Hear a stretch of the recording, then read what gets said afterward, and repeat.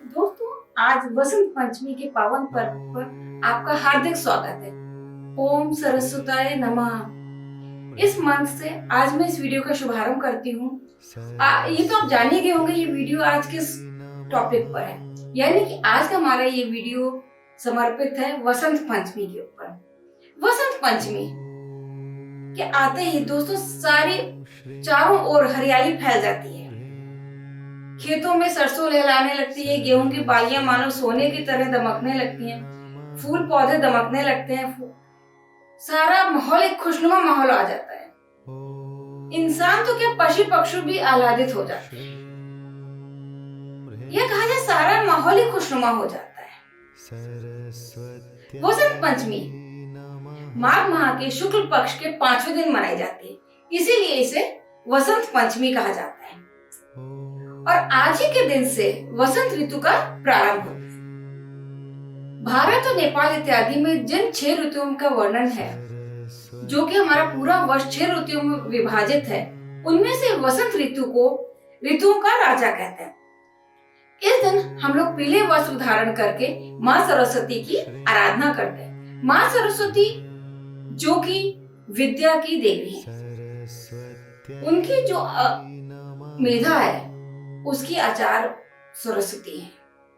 हमारी जो मेधा है, जो शिक्षा है, उसकी आचार्य माँ सरस्वती है। माँ सरस्वती को हम अनेकों नाम से जानते हैं। वागेश्वरी, शारदा, वीणावादिनी, ये कुछ अन्य नाम हैं जिनसे हम इनको जानते हैं, या माँ शारदा के नाम से भी हम इनको जानते हैं।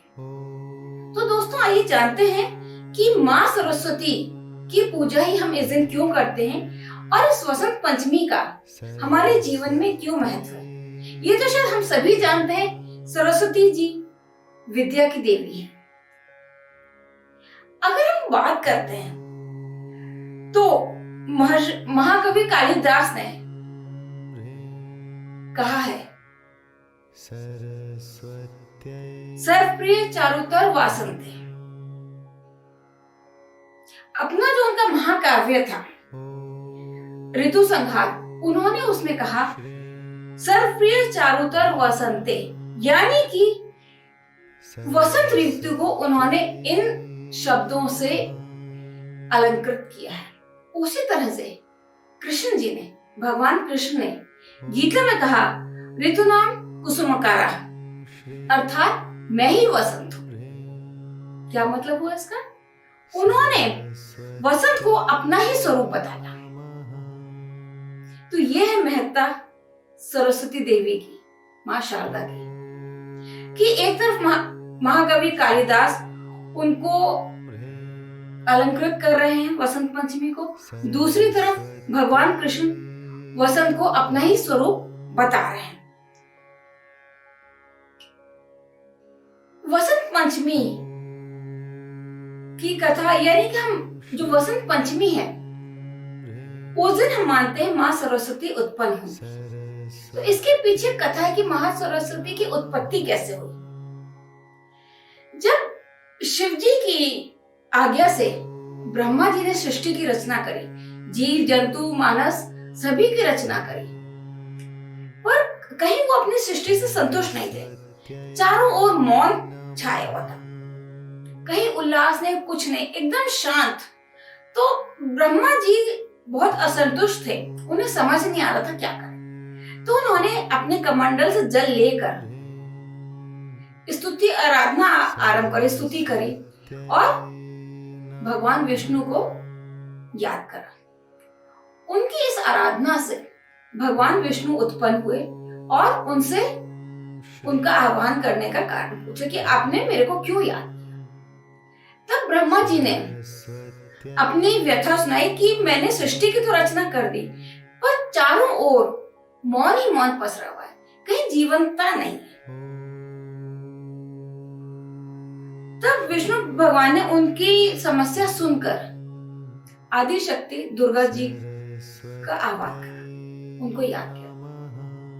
तब दुर्गा जी प्रकट हुई और उन्होंने ब्रह्मा जी और विष्णु जी से उनकी समस्या जानकर जानी और समझी। तब उनके अंदर से तेज उत्पन्न हुआ, उस तेज से उत्पन्न हुई एक श्वेत देवी, सफेद वस्त्रों में एक देवी उत्पन्न हुई जिनका सौंदर्य अपरंपार था। एक तेज था, जिनके एक हाथ में वीणा, दूसरा हाथ वर मुद्रा में और बाकी दोनों हाथों में पुस्तक और माला थी। उन्होंने आते ही, उत्पन्न होते ही वीणा बजानी आरंभ करी और वीणा के बजते ही चारों तरफ उत्साह हो गया। नदियां कलकल बहने लगी, हवा में सरसराहट हो गई, मनुष्यों को वाणी मिल गई, पक्षी उछल कूद करने, पशु पक्षी को भी वाणी मिल गई और इसीलिए उनका नाम सरस्वती, क्योंकि उनसे सब जीव जंतुओं को वाणी मिली। भगवान कृष्ण ने इनसे प्रसन्न हो गए। इन्होंने कहा, वसंत पंचमी पे आपकी भी आराधना होगी, अनंत काल तक आपकी आराधना होती रहेगी। तो ये थी कहानी माँ सरस्वती या शारदा देवी के उत्पत्ति की। अब अगर हम जाने कि वसंत पंचमी का महत्व क्या है, तो ऋग्वेद में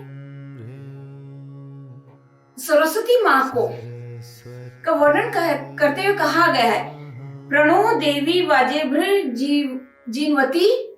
मैं इसको पढ़ देती हूँ, मेरे को ठीक से याद नहीं हो रहा है ये। प्राणो देवी वाजेभ्र जीनवती दीना मणि त्रयावतु। ये से का वर्णन करते हुए ऐसा कहा गया भगवान माँ सरस्वती के लिए, अर्थात ये परम चेतना है, ये हमारी बुद्धि और हमारी विवेक की संरक्षक है। ये विवेकहीनता को हरती हैं, हमारे में नव चेतना को उजागर करती हैं। जिस प्रकार सूर्य नित्य उदय होता है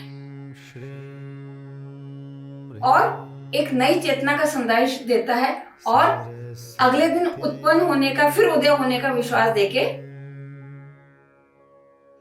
चला जाता है, इसी प्रकार माँ भगवती हमारे को नव चेतना शिक्षा देती है और हमारी विवेकहीनता को हर लेती हैं।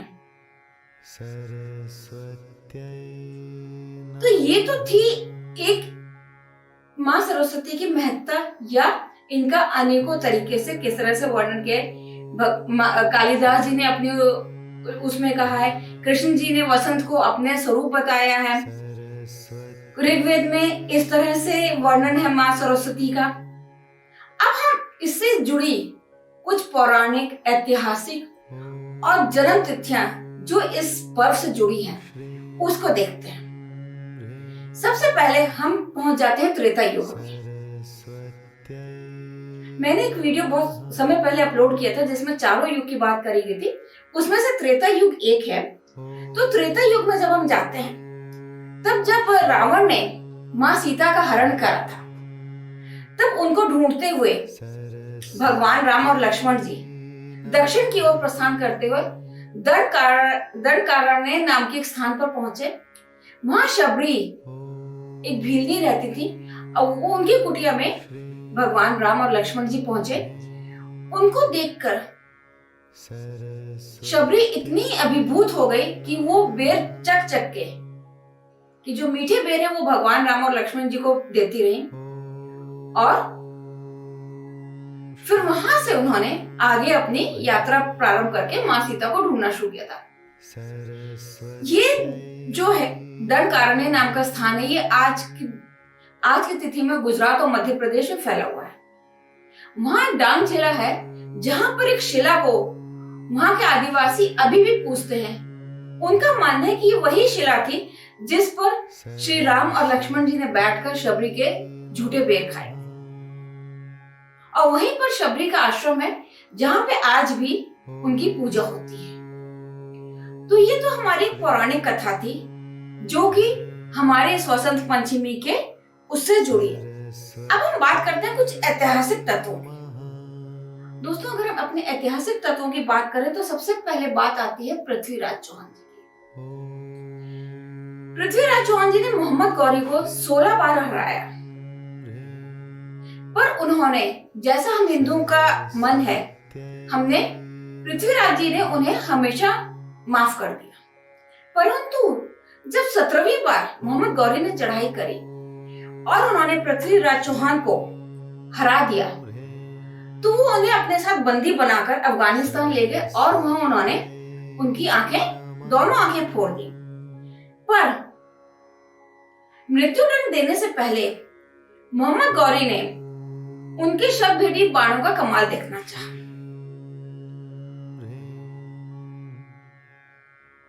तो पृथ्वीराज चौहान जी के साथ उनके कवि चंद बदर बाई भी थे और उन्होंने कहा, ठीक है, आप एक ऊंचे स्थान ग्रहण कर लीजिए और वहां से तवे पर चोट करिए।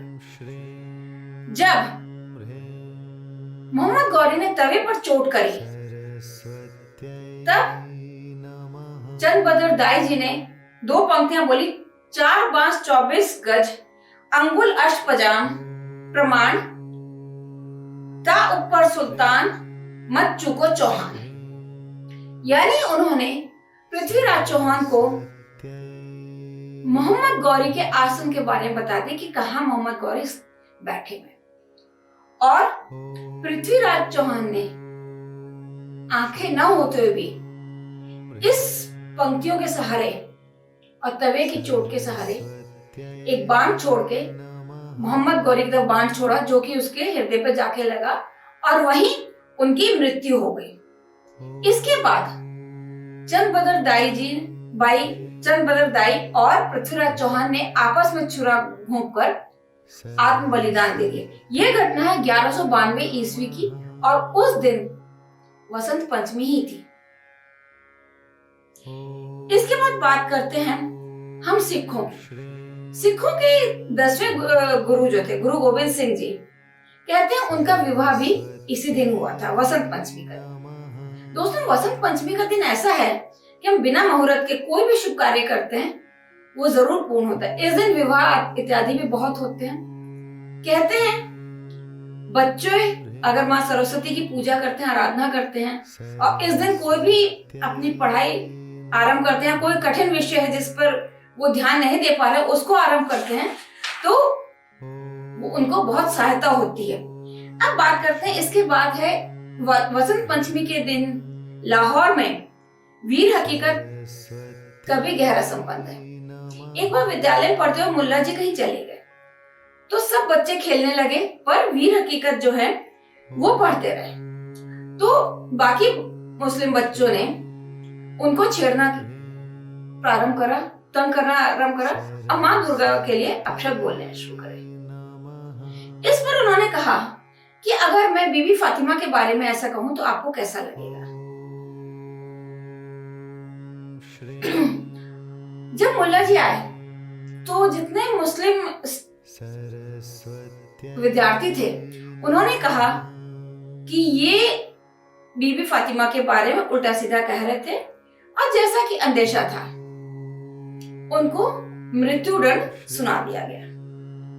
पर जब उनको मृत्युदंड देने के लिए जल्लाद को बुलाया गया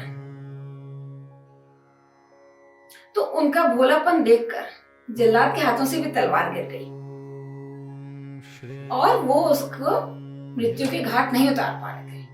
तब वीर हकीकत ने उनको तलवार उठाकर दी, बोले जब मैं अपने धर्म का पालन करने से नहीं डर रहा या घबरा रहा तो आप भी अपना धर्म का पालन करिए, और आपको जो आदेश मिला है मेरे को मृत्युदंड देने का वो मुझे जरूर दीजिए।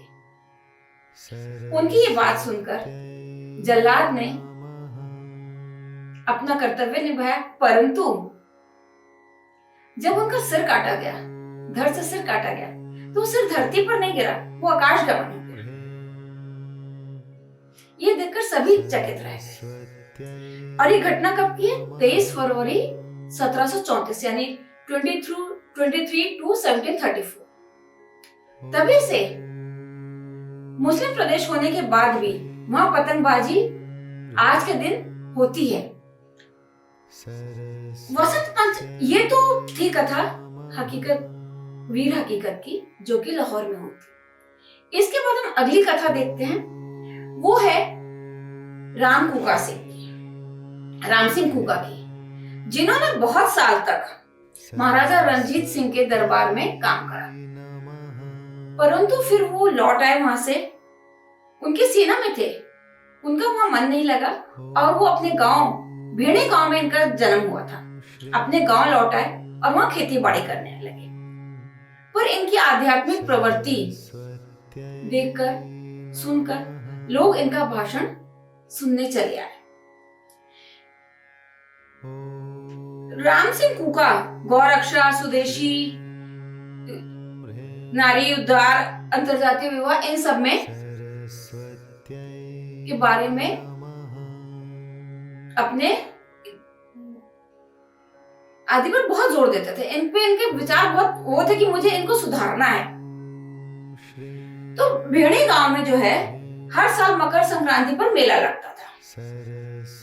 तो एक बार इनके कुछ शिष्य, राम सिंह कूका जी के शिष्य, इनका भाषण सुनने आ रहे थे।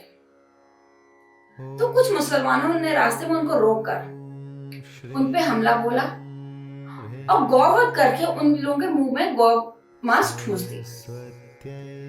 ये सब सुन के राम सिंह कूका के साथ कई लोग आए कि हम उनसे लड़ेंगे या कुछ करेंगे, एक लड़ाई के लिए वो आगे बढ़े। परंतु दूसरी ओर से अंग्रेजी सेना भी आ गई और सारी लड़ाई का पासा पलट गया। इस संघर्ष में कूका सिंह के अनेक वीर, राम सिंह कूका के अनेक वीरों को कैदी बना लिया गया। करीब 68 लोगों के कैदी बनाकर 50 लोगों को तोपों के सामने खड़ा करके तोप से उड़ा दिया गया और 18 कैदियों को फांसी दे दी गई। राम सिंह कूका को भी बंदी बना लिया गया और 14 वर्ष की अजेल यातना झेलने के बाद उन्होंने अपना शरीर त्याग दिया। तो ये तो थी कुछ ऐतिहासिक बातें जो हमारे वसंत पंचमी के पर्व से जुड़ी हुई हैं। दोस्तों, आज हमारे हिंदी के प्रख्यात कवि, महाकवि सूर्यकांत निराला जी की भी 125वीं जन्म शताब्दी है। सूर्यकांत त्रिपाठी निराला जी बहुत दयावान थे और अपने पैसों से, कपड़ों से गरीबों का निरंतर उद्धार करते रहते थे। इसी कारण इन्हें बहुत से लोग महाप्राण भी कहते थे। तो आज वसंत पंचमी के दिन हम सूर्यकांत त्रिपाठी निराला जी की 125वीं जयंती भी मना रहे हैं और इसके साथ साथ राजा भोज, नाम तो हम सबने ही सुना है और इनके बारे में बहुत कुछ हम जानते भी हैं। इनका जन्म भी आज ही के दिन हुआ था, यानी कि वसंत पंचमी के दिन हमारे देश की 2 महान विभूतियों ने जन्म लिया था, जिनके बारे में हम लोग जानते हैं। एक सूर्यकांत त्रिपाठी निराला जी और दूसरे राजा भोज। वो इस दिन प्रजा के लिए बहुत बड़े भोज का आयोजन करते थे। तो दोस्तों, ये कुछ बातें थी हमारी पौराणिक कथा, जिसमें हमने देखा कि भगवान राम सीता जी को ढूंढते हुए शबरी के कुटिया में गए और वो दिन वसंत पंचमी का दिन था और आज भी उस प्रदेश में इस दिन को उत्साह से मनाया जाता है और उस शिला को जिसपे भगवान राम बैठे थे पूजा जाता है। कुछ हमने ऐतिहासिक घटनाएं देखी और हमने 2 महारथियों की पुण्यतिथि के बारे में भी जाना जो आज के दिन से जुड़े हुए हैं। तो दोस्तों, जिस प्रकार वसंत के आते ही चारों ओर उल्लास छा जाता है, खेत खलियान महकने लगते हैं, दमकने लगते हैं, हवा में एक अलग ही सुबुगाहट होती है, एक पूरी खुशनुमा माहौल सब तरफ फैलता है और माँ सरस्वती की वंदना करते हुए हम ये प्रार्थना करते हैं कि हे माँ सरस्वती, सब बच्चों को विद्या का धन दीजिए, उनकी विवेकहीनता हरिए और उनको निरंतर आगे बढ़ने की प्रेरणा दीजिए और उनको इतना सक्षम बनाइए कि आपका ध्यान आराधना करते हुए अपने जीवन में लगातार उन्नति करते रहें और आगे बढ़ते रहें। मैं उम्मीद करती हूँ जो कुछ बातें आज मैंने आपसे साझा करी आपको पसंद आएंगी। कुछ त्रुटि हो उसके लिए क्षमा करिएगा और अंत में मैं रिक्वेस्ट करना चाहूंगी कि आप मेरे YouTube चैनल को प्लीज सब्सक्राइब करिए मैं इसी तरह कुछ इंडियन कल्चर पे बातें करती हूँ जो कि आप तक निरंतर पहुंचती रहेंगी। और बेल आइकन भी अगर प्रेस कर दीजिएगा तो मेरे जैसे वीडियो अपलोड होगा उसका नोटिफिकेशन आपके पास पहुंचता रहेगा। तो ओम सरस्वती नमः के साथ मैं ये वीडियो यहीं पे एंड करती हूँ। धन्यवाद दोस्तों।